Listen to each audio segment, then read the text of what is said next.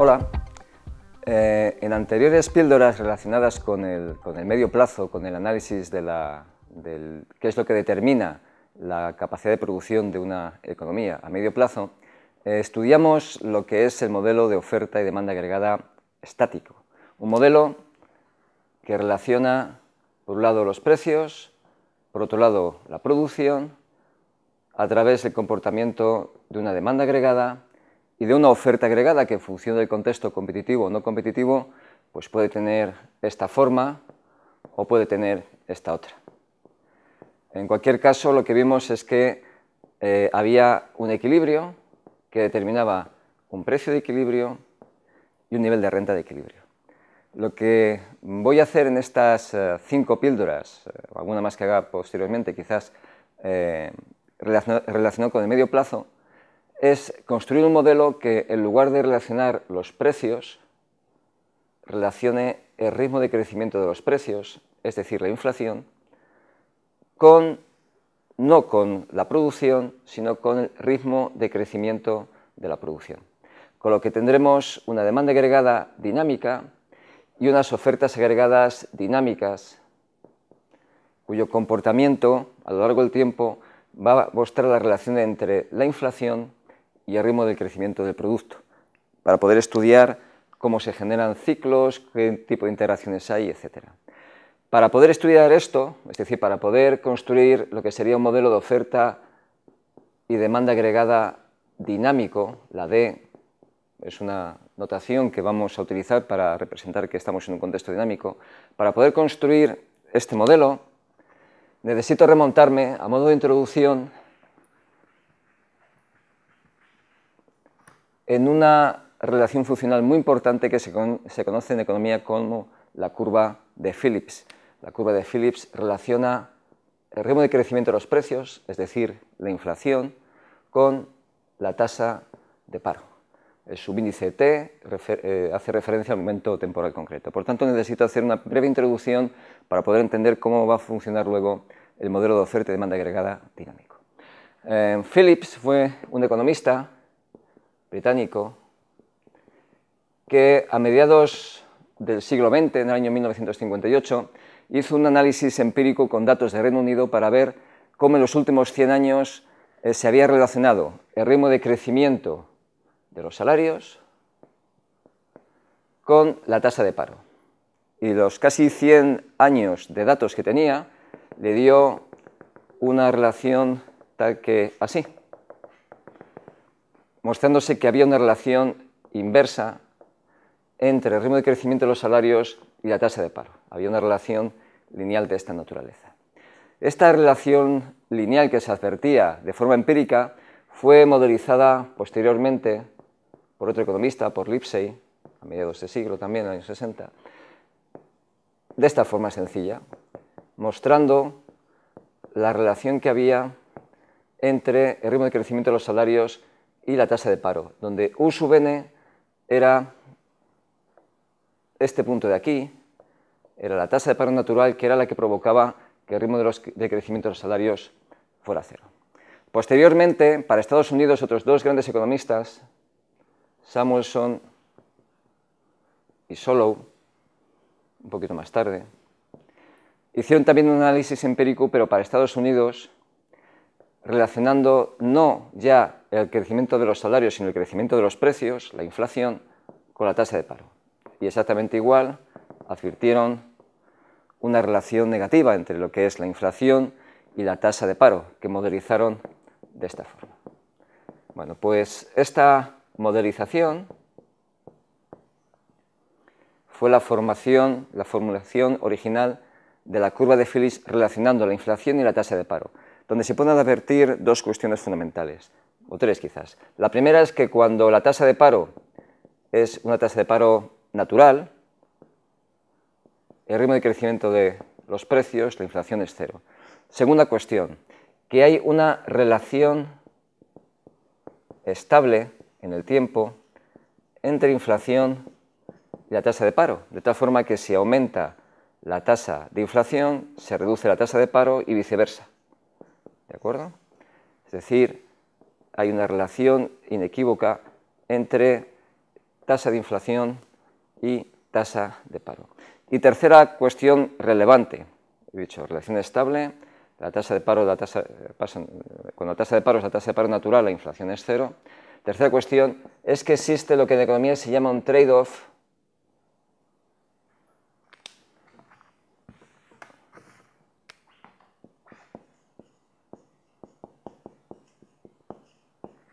entre inflación y tasa de paro. Un trade-off quiere decir una relación de intercambio tanto a corto como a medio plazo, a corto plazo y a medio plazo, entre, insisto, la tasa de paro y la tasa de inflación. Los políticos, a la hora de decidir qué hacer con la economía, tenían la ocasión de situarse en cualquier punto de la tasa de paro, sabiendo que si querían reducir ligeramente la tasa de paro, lo único que tenían que hacer es aceptar un poquito más inflación, o viceversa. Esto permitió conocer y controlar por primera vez de forma potente la economía, de tal forma que estos años, principios de los años 60, se conoce como la edad dorada de la macroeconomía, porque los políticos, las políticas económicas que se desarrollaban desde los gobiernos permitían controlar perfectamente cualquiera de las dos principales preocupaciones, de los dos principales problemas que tiene una economía, como es la inflación y la tasa de paro. Bien, esa es la formulación original. ¿Qué pasa? Pues que unos años más tarde,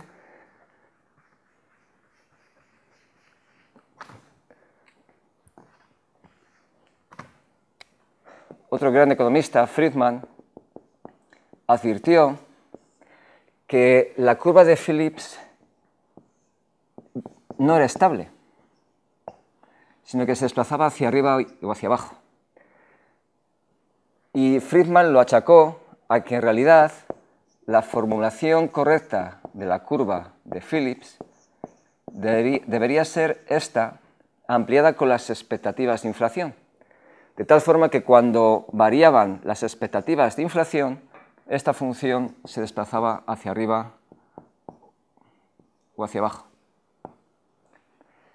¿Por qué reformuló Friedman la curva de Phillips de esta forma? Porque cuando él lo estudió, a mediados de los años 60, de la década de los 60, las expectativas de inflación empezaron a ser importantes. A principios de los 60 la inflación era prácticamente cero y por tanto las expectativas de inflación eran cero y por tanto no afectaban. En el momento en que la inflación empezó a ser positiva, iba a haber expectativas de inflación futuras y esto iba a alterar la relación lineal entre la tasa de inflación y la tasa de paro. De tal suerte que ahora la formulación y su representación va a ser esta, sabiendo que esta función se va a desplazar hacia arriba o hacia abajo en función de cómo sean las expectativas de inflación. ¿Qué es lo relevante? Lo relevante es ver cómo se configuran las expectativas de inflación. De tal forma que vamos a considerar de una forma muy simplificada, porque esto es un poquito más complicado, vamos a considerar dos posibilidades, dos formas de cómo los individuos configuran sus expectativas de inflación. La primera forma es considerar que las expectativas de inflación dependen de cómo han sido los niveles de inflación en el pasado, lo que son las expectativas regresivas o adaptativas. Hay algunos textos que los llaman de una forma o de otra. Yo voy a referirlo de esta forma, representación la más básica posible, como que hay expectativas adaptativas. Eso quiere decir que la inflación esperada para el futuro depende de la inflación que ha habido en el pasado. Si yo considero que la expectativa de inflación tiene esta forma y lo sustituyo aquí, tendré que la formulación de esta curva de Phillips, en este caso, tiene esta especificidad, lo cual me permite ver dos cosas. Primero,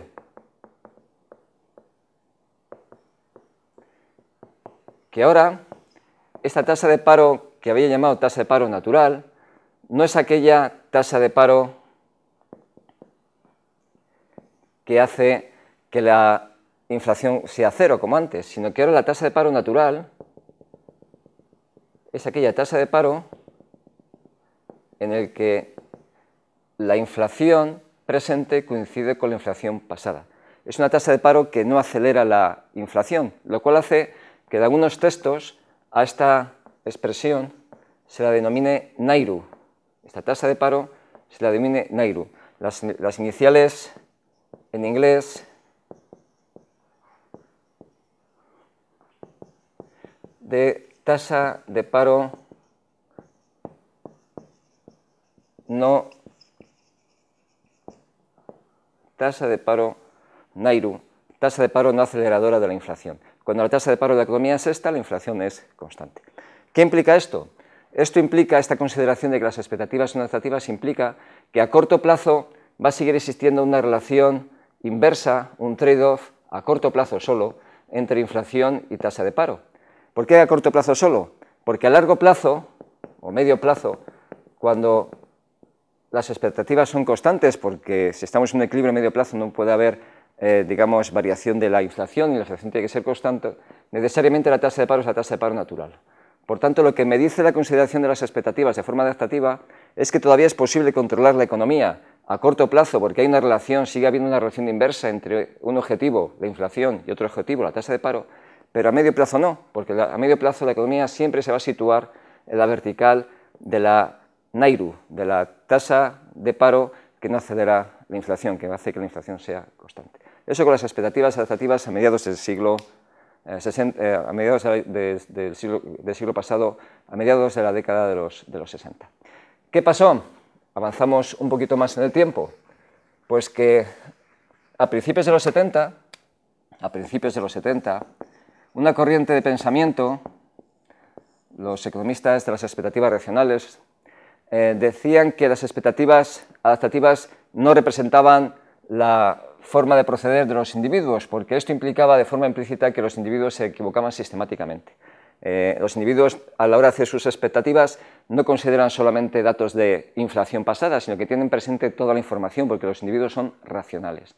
De tal suerte que lo que decían es que las expectativas de inflación eran racionales, y eso implicaba que iban a acertar siempre, es decir, que la expectativa de inflación iba a ser la inflación que siempre iba a haber en la economía, excepto en el caso de que hubiera sorpresas. Y si hay sorpresas, si hay elementos de información no controlados, se iban a cometer errores. Estos errores a la hora de hacer las predicciones viene representado con esta variable aleatoria epsilon. Epsilon sería una variable normal de media cero y una varianza constante, los errores. ¿Qué es lo que dice este planteamiento? Pues que cuando hay perfecta información es una situación de perfecta previsión, la expectativa de inflación coincide con la inflación real de la economía, y solo cuando hay algo inesperado los individuos se equivocan y puede haber una discrepancia entre esta variable y esta otra. ¿Qué implica esto? Pues esto implica, cuando las expectativas son racionales,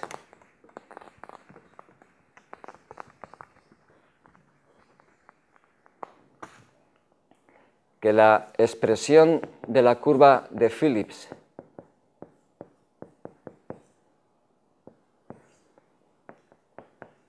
que tenemos, que depende de las expectativas de inflación, si yo sustituyo las expectativas de inflación por esta especificidad, que lo que dice es que es igual a la inflación más el error, tendría esta situación, con lo que inflación se me va, y si despejo tendré que la tasa de paro va a ser la tasa de paro natural más 1 partido alfa por el error. ¿Qué implica esto? Pues si os dais cuenta, esto implica que desaparece la relación entre inflación y tasa de paro.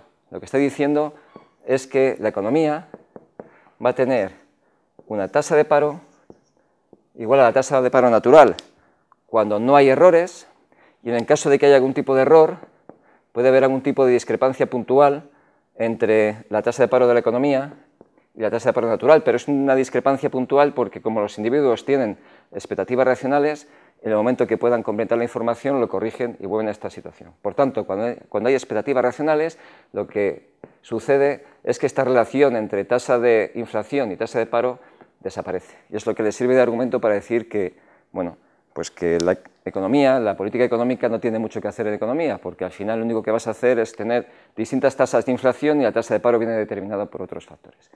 Recapitulando, lo que tenemos es una relación entre la inflación y la tasa de paro que, como habéis visto, va a depender fundamentalmente de cómo sean las expectativas de inflación.